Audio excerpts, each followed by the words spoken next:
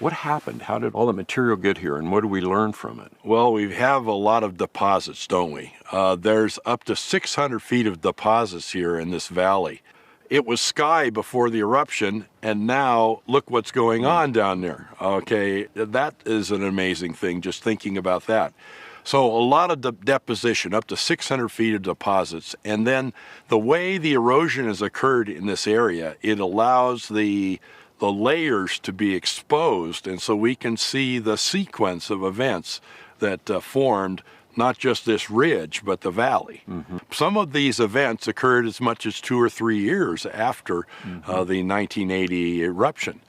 And so every event left a fingerprint of something here on the landscape. So we have Earth's newest landscape, and we have all the knowledge from eyewitnesses and from photographs to put together the sequence of events here at the volcano.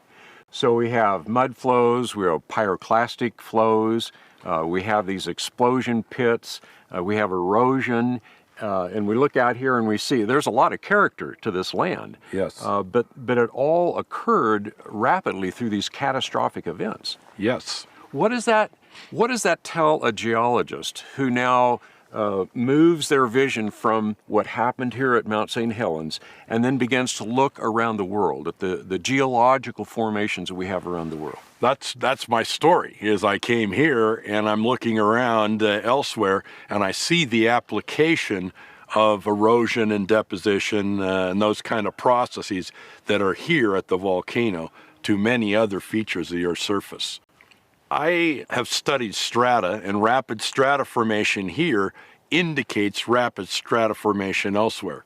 And rapid erosion features here are like erosion features that we thought require millions of years. And we thought that layers form slowly and gradually, but here at the volcano, they form rapidly. Where are we? We're on the North Fork of the Toutle River, upstream near the crater of Mount St. Helens. And we're in this area that's been profoundly impacted by the deposition and erosion associated with the volcanic eruption of 1980. So are you saying that the ground we're standing on was not here 40 years ago? Yeah, this was sky before the eruption in 1980. And so up to 600 feet of deposits have formed here. We just see the upper 100 feet of layers here. But it's now been carved out for us so that we can look at it. You know, we can see some of those layers. And what do we see? What are we looking at? Well, we're looking at mostly the bottom of the cliff over here. We're looking at the airfall deposit from May 18. On June 12th, 1980, about 9 p.m. to midnight, there was a big eruption of Mount St. Helens, another big eruption. And during that 3-hour period, there were enormous pyroclastic flows, high density, very hot slurries of volcanic ash that came out of the crater. This low area in the pit collected those volcanic ash layers. And so we see behind us, about halfway up the cliff to about 3/4 of the way up the cliff, we see a 25-foot thickness of layered volcanic ash. That's the pyroclastic flow deposit from June 12, 1980. And it formed just in the 3 hours there late in the evening. And then mud flow of March 19, 1982, that came down here at 90 miles an hour. It filled in this low area, the pit, with mud.